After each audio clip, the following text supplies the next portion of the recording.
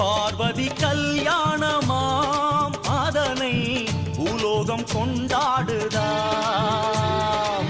பார்வதி கல்யாணமாம் அதனை பூலோகம் கொண்டாடுதாம். தாயாரின் ரூபத்தில் வேப்ப மரமாம், சிவனாரின் ரூபத்தில் அரச மரமாம். வேப்ப மரத்தில் குங்குமம் தீட்டி, அரச மரத்தில் திருநீரு பூசி, அன்னைக்கும் சிவனார்க்கும் கல்யாணமாம். மங்கையரின் புலவையிலே மரம் சிலிர்க்குதாம்.